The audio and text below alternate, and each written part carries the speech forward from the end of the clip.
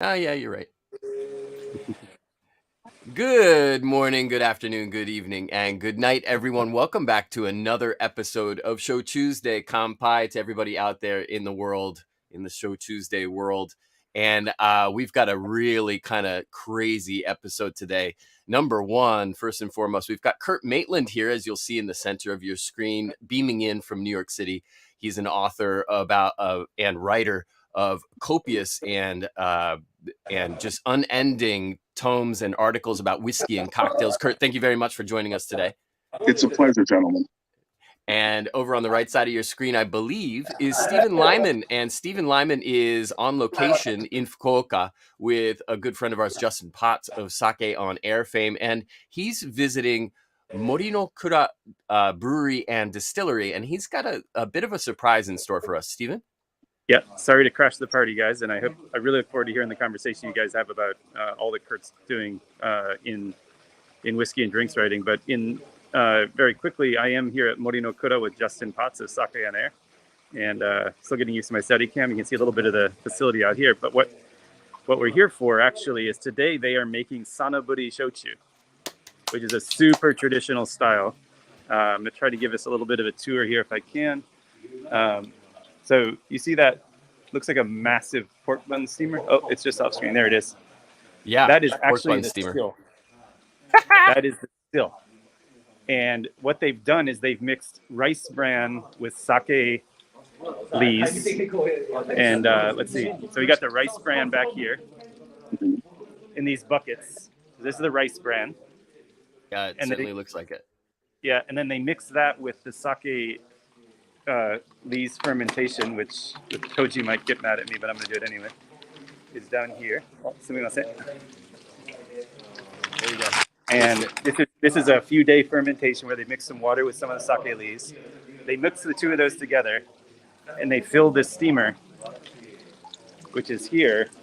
Each of these levels of the steamer is full of a mix of the rice bran and the sake lees. It was described to us earlier as like mayonnaise and tuna fish, right? And what the rice bran does is it creates space for the steam to pass through the sake lees because it's a viscous liquid, and so the rice bran allows the steam to pass through, and as that steam passes through, it heats up, and the alcohol evaporates, and then it's captured up in this. This is actually made of bronze. The top here is made of bronze. The top is bronze, and that's where the condenser is, and then it comes over here into this tank and captures the spirit. That's the Sanaburi Shochu in there, huh?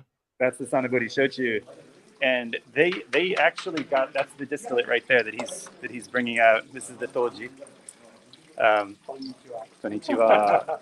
And you can see how cloudy the distillate is in that beaker that he's got. It's super cloudy. It's got so much flavor and aroma, and it's just a wild distillate. And it ages for 12 years before bottling. And we were able to get the aromas, and you get some acetone, you get the bright ginjo, almost like aromas from the yeasts, but then you get cereals and grains and molasses, like all of these weird aromas and flavors coming off of the distillate when it's right off the still.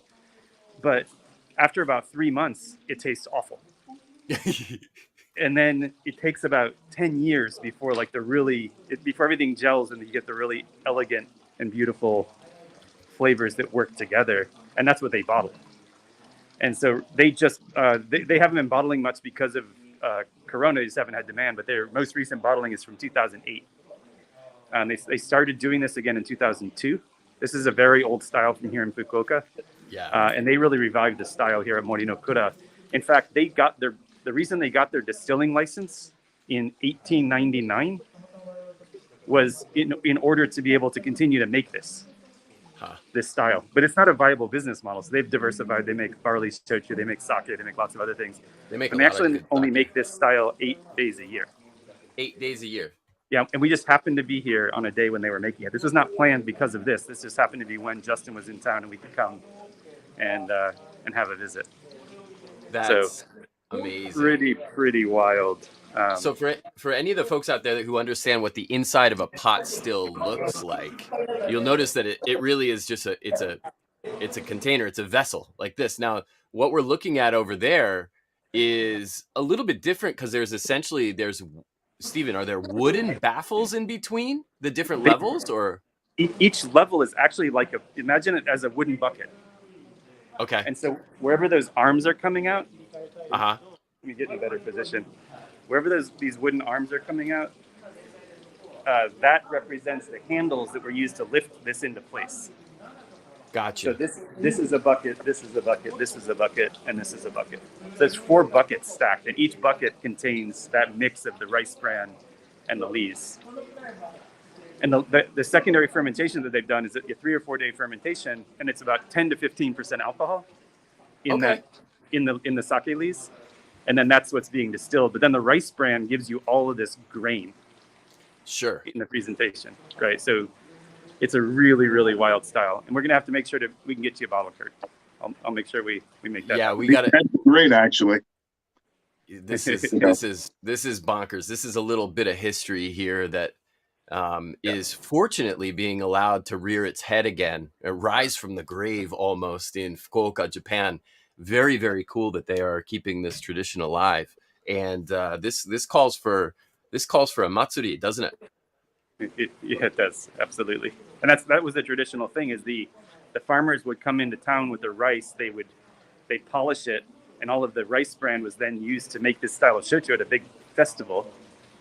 So the sake brewers would bring out their sake lees, they'd set up one of these in the town square, these stills in the town square, they polish the rice, they take all the bran, they take all the sake lees, mix it together, make. Oh, he hit the eject button. Well, that was pretty wild. That was a very rare taste. There he is. There he is. I think I got too deep in the building and ended up losing the signal. So maybe it's better if I stay out toward the front. Okay. Yeah, try. If you want to do it while they're on, so they'll take us back toward the store and stuff. Okay. Yeah. So if you want to risk. Yeah. Sorry. That was. I think I got a little bit too deep in the building and I might have lost connection because of that. But we were just offered to go back and see where they're aging it in the warehouse. But maybe I'll take pictures and video of that and share it with you guys later. Okay, cool. I'm worried if I'll lose connection again if I get too deep in the building. Sure. But so they used to have these festivals. Sorry, just to continue the story, where the farmers would bring the rice in, the polish. They take the bran. The sake brewers would bring out their lees. They'd set up one of these stills in the town square, have a big party, polish the rice, everything, and then at the end of the day, they drink the shochu, and that was the party. So we need. It sounds like a party. It sounds like an amazing party. That needs to happen again. Absolutely. Yeah. Cool. Mori no Kura Brewery in which part of Fukuoka? It's technically in Kureme, but it's in Jojima, the name of the town. Jojima. There's about 7 there's a bunch, maybe more than 7. There's a bunch of sake breweries down here. Right. Mori no Kura just happens to be the closest to the train station if anybody wants to visit. They got a beautiful tasting room, Japanese garden, the whole works. So highly worth a visit. Very, very cool. Thank you so much for the brief introduction to what they're doing and the little peek into a relic of shochu making history. Something that's older than pretty much every brand that you see on the shelf wherever you live in the world. It may predate this tradition. So that's right. Very, very cool. Thank you very much. Yeah, no, thank you. And I'll get out of here now, and I'm going to look forward to watching this conversation later. Thanks, guys. All right. Okay. Take it easy. Be safe and have a great tour. Will do. Yeah. Thank you. All right. Take it easy. Thank you. Hey, bye. So that was pretty wild. We just got a little bit of a peek at something that I don't think anybody's really ever seen. So yeah, you I don't know. You saw it here first. I don't know what you're supposed to say in these situations. You're the journalist. Well, I mean, for me, it just makes me miss Japan that much more. I've been several times, and it's always like I go and I'm never there long enough. There's a part of me that, you're there for, let's say I'm there for a week and a half, but you're going from distillery to distillery and you're going into towns and that we're like, it'd be nice to go somewhere small and stay there for a full week or two. And, it's all like, I don't speak Japanese, so it becomes an issue. But I've found that some of my best trips that I've ever taken in regards to spirits have been to Japan. And there's a whole window of that that I would love to add. I keep thinking about it for like another book at some point. It's that I have to, document my travels in Japan. And, the books from both of you guys have kind of opened up my world to other spirits that I could, because normally I would do whiskey or I do cocktails, but, Right. I could always add, Shoshu to the portfolio as far as going to see it made, because, again, it's the older art. It's like, going to a Japanese distillery, a whiskey distillery isn't too far off from going to a Scotch distillery, or, because again, methodology is basically the same. Whereas if you're going to go to something traditional, sake, and that's what I should be going to see, and see that in action to kind of add that to my book of knowledge. Yeah, I mean, when you're looking at a pork bun steamer as your still, that's obviously that's a throwback from way back. But yeah, it reminds me of those the steam dumpling. Like you get a steam dumpling and you have the layers, and okay, so the dumplings in one level and everything else underneath, and it's like, oh, it's almost like that, using it as a filter to make the spirit. Just stack it. That's exactly what's going on there. And it's really cool. The synergy between that and whiskey making, for me anyway, was the fact that they use the rice bran to create the airspace for the steam to be able to rise up through the levels within that that homemade still. Mm-hmm. And that for me is a little bit like the hulls and the or at least the grains of barley that are being malted, which allow during the malting process, that because of the kind of that same structure, that same lattice work, it allows the water to drain off it more easily. So it's kind of a similar principle, I guess, anyway, or at least I felt like that was there was a synergy there.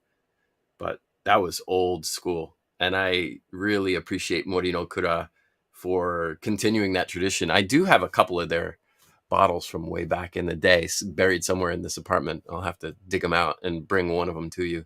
That'd be next great. Next time I'm in the States. But I mean, you're going to be home for a little while. I mean, it's long I'd enough love to see you again, but I feel guilty. Right? Okay, I can't pull you out of Japan. You just got there, so I did, but I'm going to be back before we know it, because there's so much good that can be done over where you are. And speaking of which, let me give you a little bit better of an introduction here, ladies and gentlemen. Kurt Maitland, who is a very precocious writer and author. When I say that, he, for instance, with Simon & Schuster, and you can add to this list if I'm not getting the entire catalog here, but he wrote the Infused Cocktail Handbook, Measure, Shake, Pour, and Drink, the Ultimate Cocktail Book. He's also the chief editor of the Whiskey Reviewer, which is an online publication. And Uber has it. I'm the deputy, so I'm employee number 2. Oh, okay. All right. All right. But still pretty far up there, calling a lot of the shots. And have I missed any recent publications?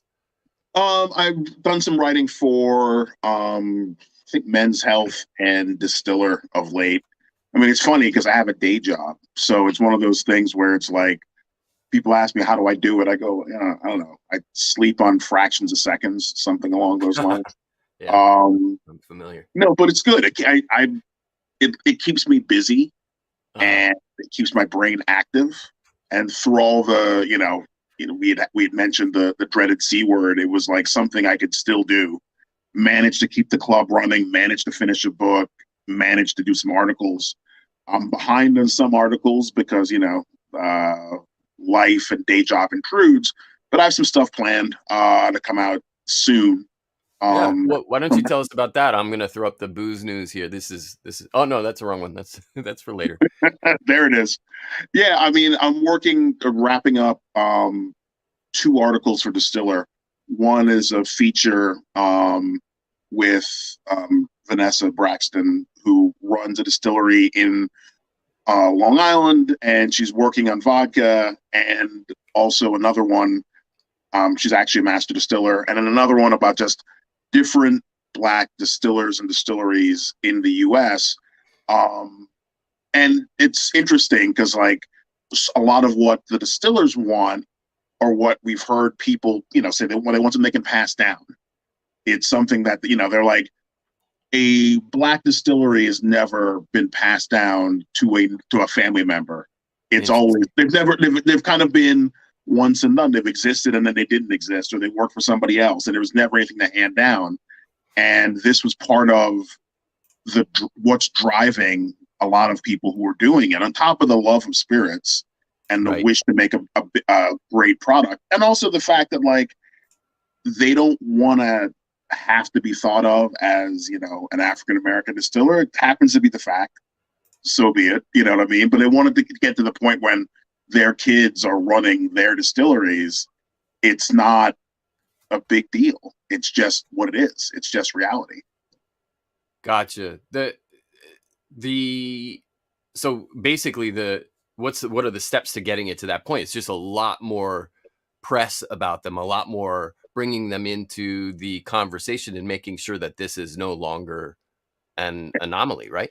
Yeah. And I think, they think of the same problems of getting out there as any craft distiller or a new brand. And then, in some respects, other issues, whether it's financing, there are things that are making it better. So like, Uncle Nearest and it's, being popular and having a lot of like being seen helps. The owners are helping finance other people to get into that space.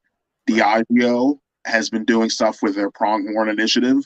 So I think there's a certain amount of synergy going on between the big brands that have the deep pockets trying to line of like grassroots these distillers or help them where they can.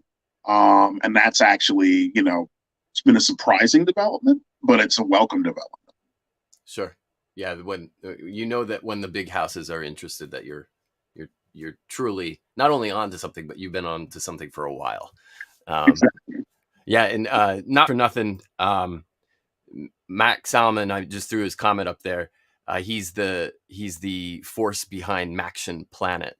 I don't know if you've seen any of their whiskey reviews on YouTube. And he says, if you need your guy in Japan, let him know. He's happy to collaborate. Very, very, very solid friend of mine who I'm actually going to see in a couple of days down south, which I'm excited about. But yeah, we were talking about some of your endeavors, some of your writing, and how you are, essentially tying together all of these very cool narratives, both in the cocktail world and in the whiskey world, and now perhaps maybe even in the Japanese indigenous spirits world. Hopefully as we move forward and you're able to visit again. Are there any other, in addition to the fact that finally there are potentially multi-generational Black-owned distilleries that are going to be getting a little bit of shine, have you found any other things that are exciting that you hope to write about in the coming months? I recently tasted some stuff from Frey Ranch, and a friend of mine enjoys them. I'd never had them. I found it to be very good.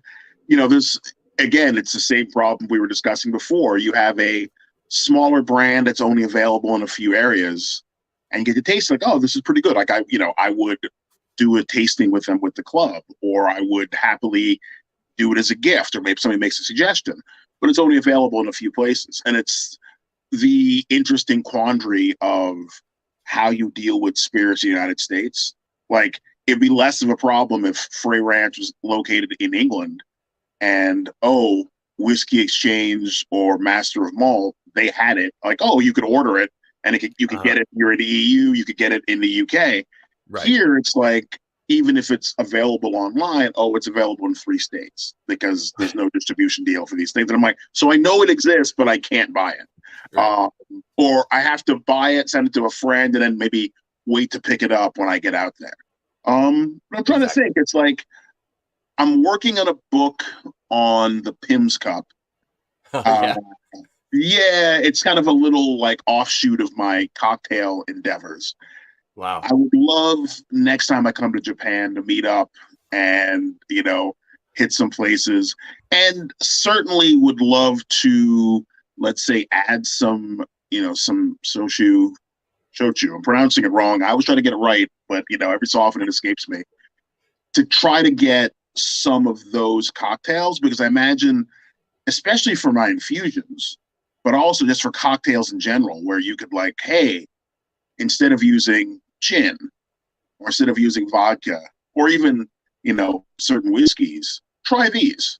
Because I'm, you know, in working on the cocktail books the first time, we actually put in like a substitution table. Like, oh, if you wanted to make a Manhattan, you don't have to make a Manhattan with whiskey. Traditionally, it is made with whiskey. Sure. You could try it with rum and see if it worked for you. You know what I mean? And that kind of stuff. And certainly for anything like, you know, a clear whiskey, no good reason why, you know, I can't make the substitution. And I'd be interested in the flavors, because I mean, I tell people, whether they want my advice on this or not, I go, a way into the consumer's heart seems to be via cocktails. Yeah. If they're at a bar and they have a cocktail and your spirit is there, if they like the cocktail, they're going to ask the bartender, hey, what was that? What did you use? How would they make that at home? And you send them on a mission to kind of find your spirit and bring that home. And in some respects, they end up being your biggest evangelists, because their friends come over. Maybe they want to make a few of those cocktails to share with friends. Their friends come and ask the same question. Hey, what is that? What'd you get? Where'd you get it from? Where would I get it? And it's better than any ad could ever be, you know? Yeah. No, you're absolutely 110%. The something that you referenced very, very briefly there in the maybe a few minutes ago, and the second time we ever met face to face, the first being at Bar Convent Brooklyn last summer, was at your Manhattan Whiskey Club last month, when you very kindly invited me in to do a shochu and Koji whiskey tasting with your crew, which was a hell of a time, and I can't wait to do it again. And so what made it so I don't know if it was easy, but it seemed like it was very logical for you to just be like, yeah, my folks are going to really get a kick out of this. And sometimes, you know, on the other hand, you find people in the beer, the wine, the whiskey world who are just like, oh no, I don't want to spend my time on that. I don't have time. What makes that group so dynamic and so curious and so open to, and please feel free to rep the group and pimp them here to try to get some more interest. Well, I think that on some level, the members have taken on some of my takes on spirits. And so some whiskey clubs tend to focus on established brands. And so they're only doing established bourbons and established scotches. And, you know, so they're doing a Macallan tasting every year, and they're doing, you know, a Jack Daniel's tasting every year. And I'm like, that's fine, but there are other spirits out there. And it's good, you know, especially if they're whiskey adjacent. It is the Manhattan Whiskey Club. But, you know, if it's something distilled and we can talk about it and it has interesting flavors, I'm happy to have it as part of what's going on. And I'd like to think I've kind of opened them up to that. And, you know, the whole point of the club was always, it's a great way to be introduced to stuff, because the thing with most spirits, especially when you're talking about whiskey and, you know, even shochu, it's like, it's fairly expensive or relatively expensive as an entry proposition.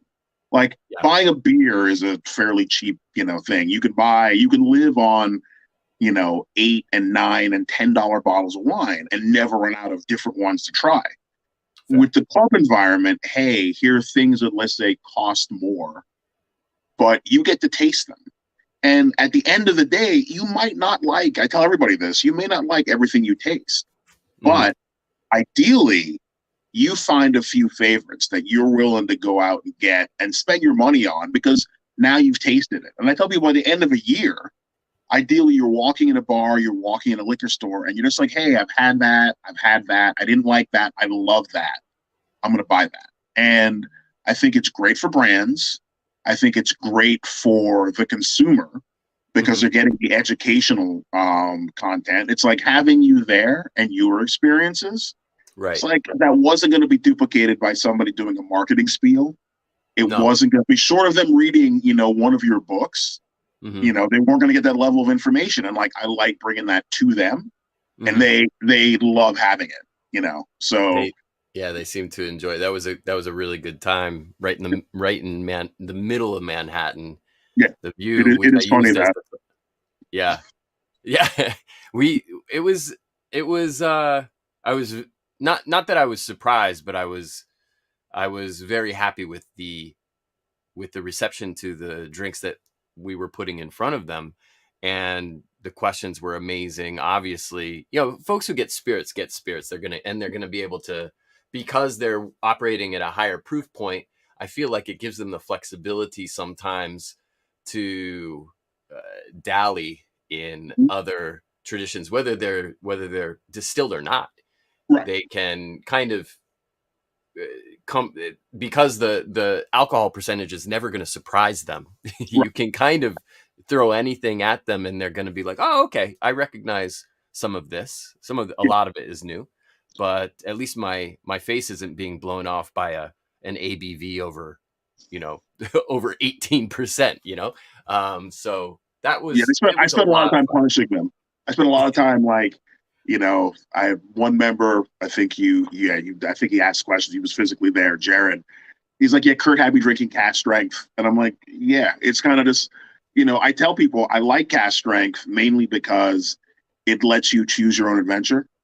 Sure. You can decide whether I like it the way it is or whether, hey, I want to add a couple drops of water. And nothing wrong with something that's lower proof. It's just that, and there's certain spirits you kind of have to do it. Sure. But definitely there are times where I'm like, I'd like this more if it had a higher proof, if it had a little bit more the spirit character to it. You know what I mean? And I've kind of imparted that, either that wisdom or logic or just insanity, to the members of the club, and they followed accordingly. If I can steer this back to what you were talking about before, namely the cocktail component to everything that's going on, I don't think it's been lost on either of us or anybody who's watching right now that one of the key ways into people's hearts and minds in the States anyway for shochu and awamori moving forward is going to, or at least one of the channels, is absolutely cocktails. Whether the people who make these drinks like it or not, it's just going to end up in a mixed drink. Do you have any thoughts about that? What's your reaction to what you've tasted thus far and potentials and pitfalls here? I mean, I think that there's a lot of potential, and I think there's a lot less pitfalls, let's say. It may not be what the creators want.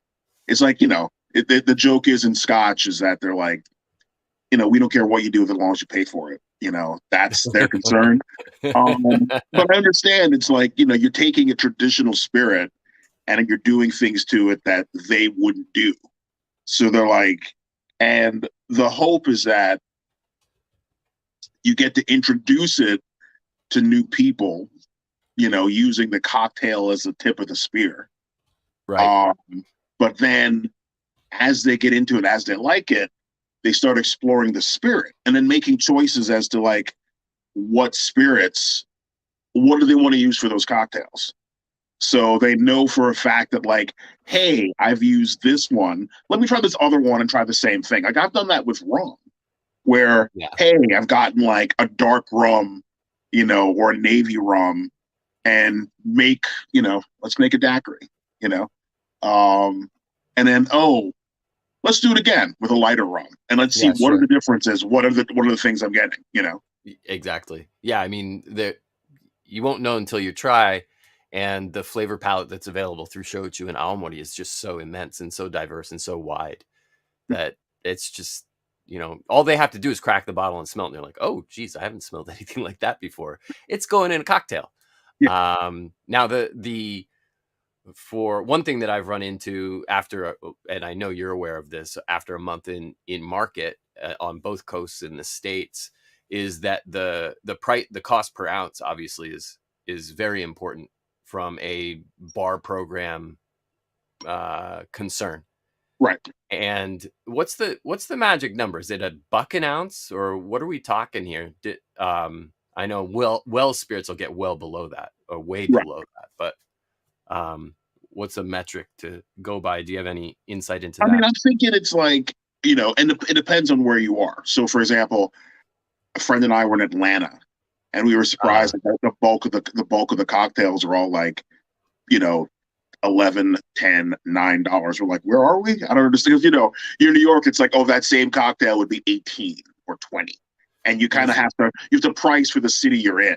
So, like, if you're in the Northeast, if you're in Boston, Philly, New York, DC, you have a little bit more flexibility. You could probably be in the, this cocktail is going to cost you, on the high end 20 or 18. You probably don't want to push it up over 20 just because a lot of people, unless you're in a fancy hotel, aren't going to take that hit. But in a nice bar, they would, with the low end being like 14 or whatever. If you're in the South, you're probably closer to like, let's say a 7 to 10 or 7 to 11 being your range. Gotcha. And I think that's kind of where you're at. That may West price Coast, out a lot of spirits. Yeah. West Coast, it's the same reason you don't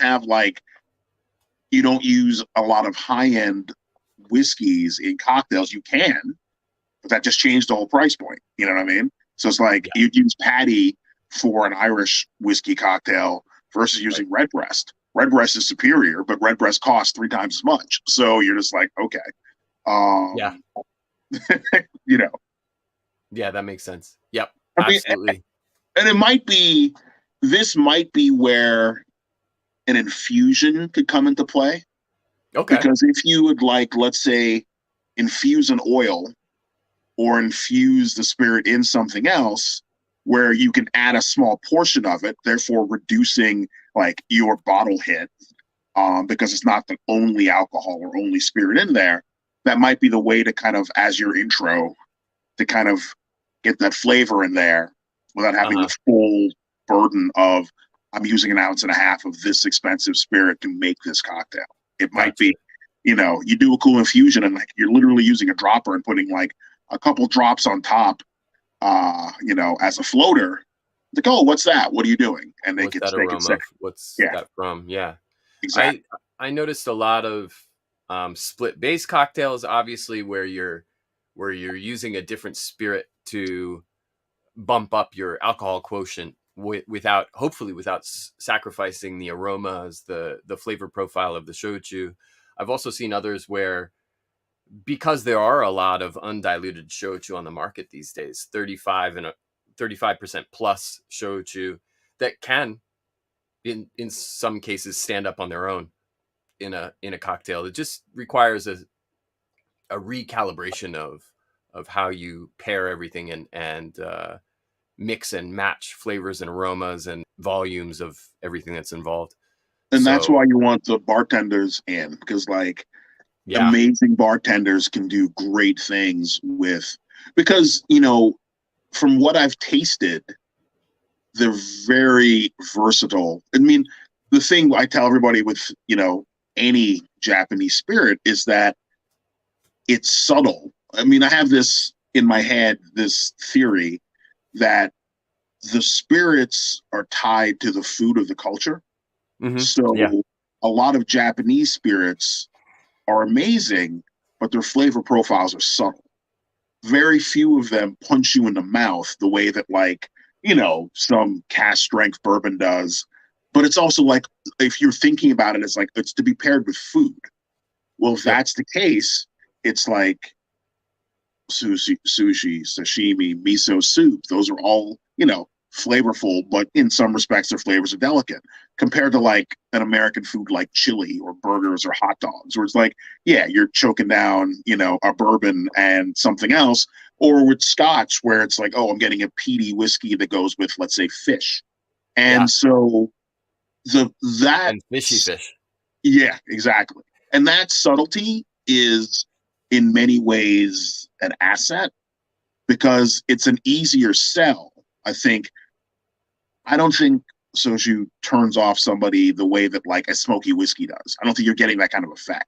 I think it's an easier, here, smell this. It smells different, but it's an appealing smell. It's something that, it's not like, oh, what's that? It's more like, oh, this is something different. And then let's say you put it in a spirit. It is a spirit. You put it in a drink, and that's your way in. And I think within that, I think it's a great tool to add to the bartender's component of what they're making and what they're doing, and something else they can rely on because you want something new, Right. Yeah. And I think a lot of shochu makers, shochu and awamori manufacturers, producers that are exporting outside of Japan now certainly have this in mind. They are trying to look for something that's going to hit that cost per ounce that's going to be useful in a cocktail while having some discernible character, something that's original, something that's interesting, but not being unwieldy, not being a liqueur necessarily, where you're going to have to be very careful with how you mix it. And certainly nothing that turns into a malort. Right. You don't want that. I was just in Chicago, so that's fresh on the mind, and I think I can still taste it actually 2 weeks later. Because apparently you have been drinking enough to wash away its memory. I've been trying to sleep a little bit more, but I've been relatively unsuccessful thus far. It'll happen. It'll happen. It is rough. Like I said, I've had that trip, and I love going, but it always kills me when I get back. When was the last time you were in Japan? I think it was either 2017 or 2018. Because you know what, it was 2017. Because I think, I'm thinking about like how it was relative to COVID. Because I was going to try to come in 2020, and then COVID happens. I'm like, oh, it's not happening. Yeah, I probably. There's no way to deal with the 3-week quarantine or something, or you just couldn't come. I think it was that you couldn't come. If you did, it was like a 3-week quarantine. So I'm like, okay, Yeah, I mean, until very recently, it was 2 full weeks. I know a good friend of mine in Manhattan who actually has a green card over here. He came back to keep it fresh, to renew it, and they threw him in a government designated hotel room, a shoebox for 14 days, and he documented it on Instagram stories, and you could slowly see the walls closing in on him. I don't know how he survived, but he did, and he's happy, healthy, safe and sound back in Manhattan again. But that must have been rough. And of course there was a quarantine when I came back, but coming to Japan was and still is not an option for somebody who does not have a visa or a residence permit of one variety or another. That looks to be changing soon. The winds seem to be saying that the government is going to ease up on that because, at the end of the day, yen is yen, dollars are dollars. And with the yen being so weak right now, there's just potential for a very, very quick infusion of capital if they can loosen the reins a little bit. And I don't see why folks who are triple jabbed at least wouldn't be willing to spend a couple of days in a hotel, at least just to make sure that they're completely COVID free after they arrive. Well, I mean, it's a better system than what I went to the UK last year, and I should separate out Scotland from London, because in London they had this weird thing where it was you had to test 2 days after you'd been in London, but you didn't test when you got on the plane or before you got on the plane. I'm like, well, what's the point? If I come in hot and then I go out when I get to London, let's say I land on a Thursday night, I go out for 2 nights. Give me 2 nights. Yeah, I test on Saturday. I'm sick. I'm like, I've infected half your population.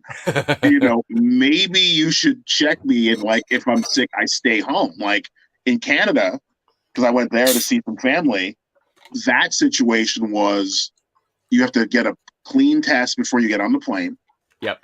And you have to get a clean test before you come back to the States, which is totally reasonable. And if that's what Japan does, then hey, I'll be booking a flight for some point in time in, the next, few months. Maybe I could come in the fall or something. But because I love Japan, and even though the jet lag again is brutal, but it's such an amazing place that so I mean, I think every country's finding their equilibrium on that. Like, as far as like how much risk do they want to take in regards to getting the tourism dollars? We're seeing that play out in the States. We're seeing that play out in New York. Well, Japan from day one has required a pre-flight PCR test, an immediate landing PCR test before they'll let you get any further through before you even get to customs and picking up your baggage. Immigration, you've got to pass that second test. If you don't, I'm sure they throw you in a hotel room, or I don't know what they do, but so already you've passed 2 PCR tests ostensibly within 72 hours. And then if you're like, okay, and you've got to cool your heels for 48 hours in a government designated hotel space, or you're going to have a choice, but you can stay in one of these hotels near the airport, and you got to stay in the room for 48 hours. And then once you pass a third test, you're free. I think there's a lot of folks who would be cool with that, because we were just talking about jet lag. And you know what? Having a good 24-hour just rehydration and just talk to the pillow for a while, I think it would do a lot of people very well. And if you can't burn 24 to 48 hours, then that's a big waste of time. Don't get me wrong, but it's still because time is precious when you get to go to Japan. But that said, I mean, I'm sure I could rig it, because I would just take a little bit longer vacation. Like, I just planned for the vacation to be 16 days versus 14.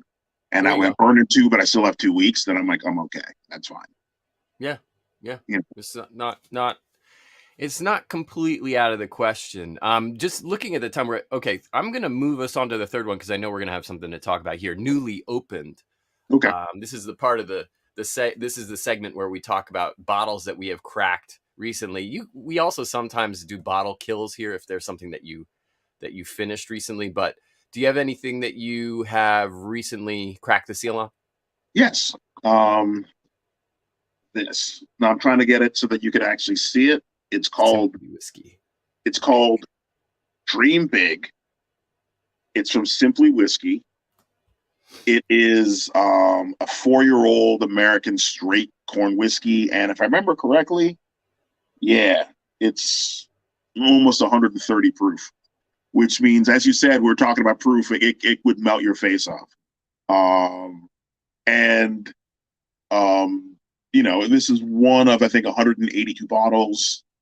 The original distiller is Balcones, and it's just to show you some of what they do, that's a little bit different than what they normally release, which is what I like about independence. Like, I'm always looking for a new fix, a new spirit that I hadn't had, or a variation of a whiskey I have had, and see like, hey, how does it show when it's a higher proof or it's released in a different sort of way, and this one's been good. So it's funny, because I've been, as you can see, drinking something familiar.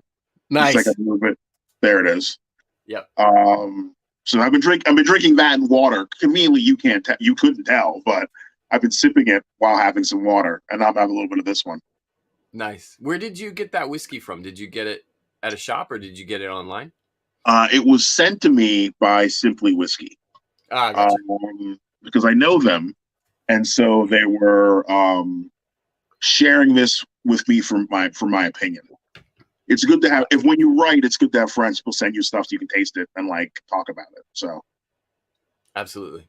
Yeah. I am you can't see it. I'm very grateful that this camera can't actually show what's at waist level and below, because I have boxes and boxes of samples all around me. Yeah, I was going to ask you, like, how many things are sitting in your apartment that need to be opened, you need to review, because as a writer, I mean, and we're both writers, and on top of that, like, you actually, have the business. It's like people send you stuff to get your opinion on it, to whatever, and it's like, you're traveling, you're busy. You want to make sure you're in the right headspace when you taste it, because you're like, okay, I've been tasting all day. I cannot have something else because I won't taste it the way it needs to be tasted. I want to respect it and like taste it first before I have things I already know. So how many things are sitting there that you think you have to go through? You have to write notes or make a decision about or something in your apartment right now? I would say that there's at any one time, and right now is really bad because I was out of the country for 4 calendar weeks until middle of last week. Right now is bad, and I would say that I have probably between 180 and 250 samples that I need to go through. And I'll I thought I was bad. Okay, that's fine. I'll be able to. I can generally, and you know how it goes because you judge as well. So you do your morning session and you can get through. If you're not judging, if you do, you can do a few in the morning before you've had anything to eat, like during the prime time of the morning, and of course spitting, but just really give them their due. And then usually afternoon, after I've been able to go out, get a walk and reset my palate and everything, I can do another few in the afternoon. But it's a thankless task a lot of the time. You're just like, okay, I gotta taste these, and I gotta take notes, and I gotta maybe fire off some emails and about these. But yeah, it's a never ending cycle, and I've stopped giving out my mailing address because I don't want any more bottles. No, I mean it's funny because there hits a point. When I started, I would love to get minis and samples, and I want to taste everything. And as I got more into it, I got to be more selective. Now I'm like, I'm requesting certain things because I've been reading about it. I want to see what that tastes like. But like, I don't want to get hit with the random, like, oh, here, I sent you all these different craft whiskeys. And I'm like, I won't have time to taste them. Like, I'm not going to touch them for months because I have a backlog. Like, and space is an issue, right? And space is an issue because, I mean, I have to imagine it's as bad for you as it may be worse for you. And I'm in New York where it's not exactly rolling in space. Yeah, no, it's same problem. And then you've got these, I'm not going to say any names, and I love these people to death, but we had been talking about, developing brands and these sorts of things. And sometimes there are shochu brands that I love, and I just want to taste them at a different proof point. Mm-hmm. And so sometimes I'll get something that's typically bottled at 25%. I'll say, can I try it at 30, 35, 40? Well, this lovely distillery, and this is a space issue, sent me, here's the bottle at 40%, but they didn't send one bottle, they sent two because they want you to experiment and make cocktails using one. I don't know what they were thinking. My Lord. So that at every proof point they sent basically 1.5 liters of spirit. And so it was I needed like I needed 4 minis, and instead I got 8 720s. And it's like, and then you feed, what am I going to do? I'm going to pour it down the sink. I don't want to do that. Maybe I can use it at a dinner party in a cocktail if I can batch a bunch of stuff for somebody. But then I got to hold on to these things for how many months, so it's, it's occupational hazard, I suppose. It is. I mean, and it's like anybody else listening to us complain would say that, we're just if I could only have such trials. Exactly. They're like, oh, you're crying because people send you free booze and your house is full of like bottles everywhere. I'm like, I had to fight with my parents thinking I was an alcoholic. And my story with them was that I go, you notice you come here and you see the same stuff on the shelves. I go, when you come and you see a box full of empties, then there's a problem. If you come and you see the same bottle sitting there for months at a time, I'm probably okay. Probably not overdoing it. Yeah. And there's also the question of staying gainfully married. There are partners who don't always appreciate having the floor space taken up by cases of booze that they really don't know what it is, or they don't understand, don't care about. So it's functionally, well. It's like extra furniture. It's like, what is this? It's like a table. We can play cards on that thing, that tower right there, right? So I think somebody asking about... Yeah, Chris Caldwell over on YouTube is asking how we take care of our pallets. That's a great question. Do you have any insights here, Kurt?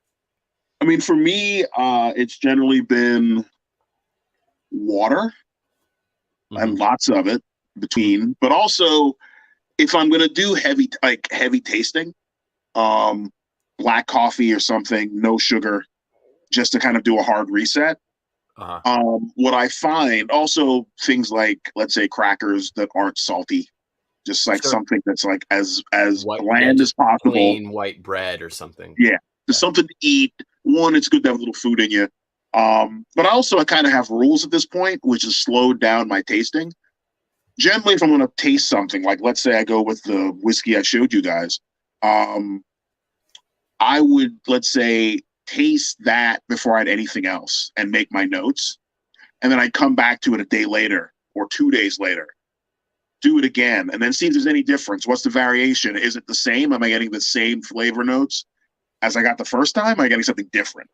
And kind of any review I write regarding flavor, or, a review regarding the whiskey or the spirit tends to be an amalgamation of several tasting attempts, trying to see what am I getting from it. Because at times, like, you open up a whiskey, you open up a spirit fresh, and you have it right out of the bottle. It's not the same as when it's been sitting there for a little while, gets a little air, and it kind of livens up. For good or for ill. There's times it's worse, fresh out the bottle. Other times it's better. It's amazing, it's good to note it, The neck pour. Yeah. Similar things on my end. Lots and lots of hydration. I figure if I don't need to use the toilet once an hour, then I'm not drinking enough water. So, and then also it's the timing, it's the time of the day, and it's also the volume of spirit that you're allowing to cross your palate. If you keep close track of alcohol content, ABV, then the higher the ABV, the more time you need to be nosing it, and the less time it needs to spend on your palate is just my way of protecting myself. I have had the privilege of judging spirits in China before, where we had just endless Baijiu flights. And we're talking spirits that bottom out in the 50s a lot of the time. And when you have 12 of those show up on the table, and it's like, I want to nap afterwards. Is there a hammock somewhere? Second flight of the morning, and I've got to go through these and give like really, really detailed notes on them and decide where they rank for me. That is a situation where you are relying on your nose so much. And then for me, it becomes, that's one way that I do palate preservation, is just making sure that you get so much of the spirit through the top end before it goes in your mouth. And then you don't give it a whole lot of time in there. Because it's more like a rinse. I mean, you think about it, it's like you treat it like it's mouthwash. It goes in, you might not swallow. You're going to chew and get it around your tongue, and then you're going to spit it out. And then you have to clear that out for the next thing is coming in, because you can't drink everything you get. And what you might want to do, and it's what we do when we go to whiskey events, like you go to Isla or something, you bring sample bottles, and the stuff you're interested in, you might pour out part of it and mark it as that and put it aside. And then you can go back to it later, because you can't comfortably drink it right now. Like, that's what people don't get. It is like a job. You do, 5 flights or 4 flights during a tasting for, you're going through like a craft tasting or something. You'd be drunk if you drank everything. You'd be on the floor, and they'd be carting you out, in a wheelchair. So you can basically, you can have a sip and you can make your notes, but you're right. It's your nose is going to do all the work. And then, but then you might make notes as to what you want to come back to. And if you bring like the minis, you can always pour that off and seal it up and mark it like, just a simple number with a little bit of a label or something. And then to come back to it at a later time at your convenience to like explore that spirit. Yeah.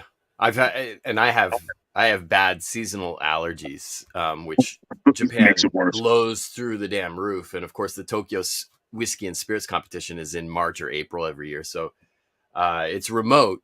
So I've been able to do all of my judging from Okinawa, which doesn't have as many allergens in the air. But it certainly is another hazard or an obstacle to me doing my job well is just got it. Like, you know, even before COVID, I was constantly masking up just because of my hay fever in the spring, and also just so that I could keep my nose unclogged enough to continue to do my job. But yeah, maybe big secret being let out here. Suppliers, don't send me any sample bottles in the first 3 months of the year because I can't smell them. Well, I mean, I had that because I was one of those early adopters, and I got COVID early. I got COVID in like March of 2020. Aren't you? And then it go-getter? took.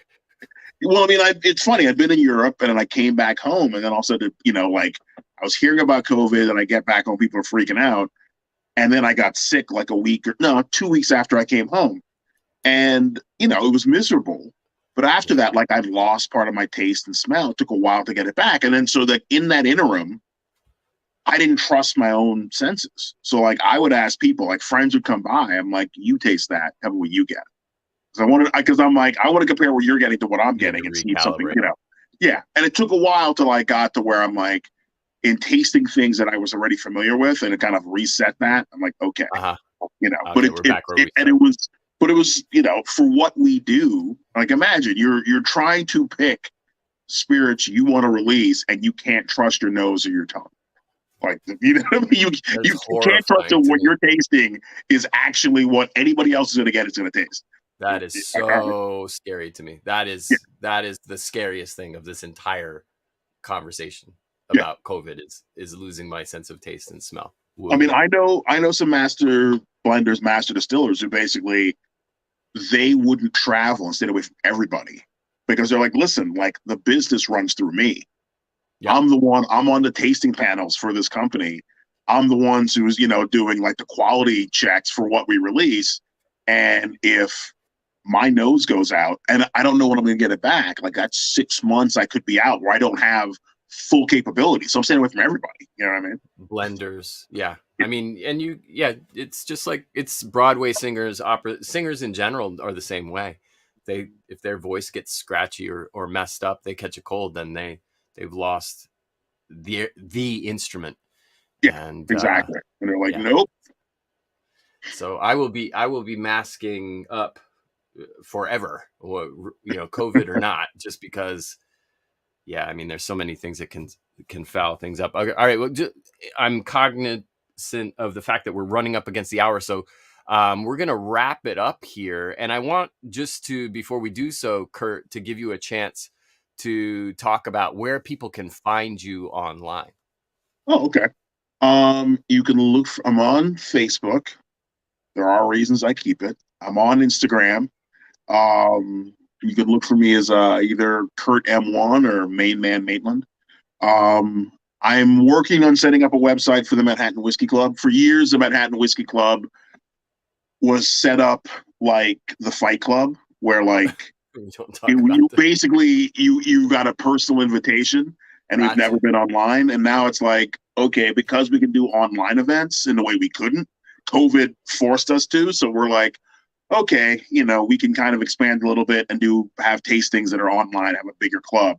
But, you know, I mean, everybody in the club was like either invited by me or is invited by person as a member. It's kind of like those British gentleman club where like you have to get a member to bring you in. You can't just show up and be part of it. So keep an eye on that space. And what else? You can look for my books. They can be ordered, or you'll find them on Amazon, or you get them from your local bookstore. Either works for me. I'm just happy for you to read them, so that works. Cool. Yeah, that like I said before, the names of the I had it up before. Oh, I closed that thing. It's all right. I can run through them because I know. Yeah, go for it. There's like Measure, Shake, and Pour, which is the smallest, lightest one. There's Drink, which is 800 plus pages that you could kill a person with because it's that big. And then there's the Infused Cocktail Handbook, which is the latest book that I've released. And I'm working on other stuff, but there won't be another book probably till at least the end of the year at the earliest. So you have time. But there'll be articles. Like I said, you can track me down online. There are articles around, you know. Distiller articles coming. The distiller article should be next month. Or should be, it should be late spring. early summer. I have some stuff I'm working on for the Whiskey Reviewer as well. It's just like, I have that day job, so I have to, actually work, and then I can do fun stuff like write. Right. Yeah. No, that rings a bell. Well, really appreciate your time, Kurt. Thank you for spending an hour with us, Shochu'sday hour with us. And it was, as always, a distinct pleasure. I look forward to hanging with you and drinking with you again when I'm in New York City next time, hopefully, maybe end of June-ish. And, sounds good. You're welcome whenever. We can actually get together and you could visit me in the hovel and see all the random bottles that are laying around this place. Yeah, and we can commiserate on how hard it is to just kind of keep the space clear. Exactly. All right, folks. All right, man. It's been a very, very interesting one, very educational. I hope you enjoyed it as much as I did. Please look Kurt up online and consume all of the content that he has been putting out to encourage him to produce more. And until next time, we'll be back again next time, same time, same place for another edition of Shochu'sday. This is number 103, episode 103. From both of us here in Shochu'sday land, Kurt in New York and me in Tokyo, Japan, a very hearty and heartfelt kanpai. Kanpai. Kanpai.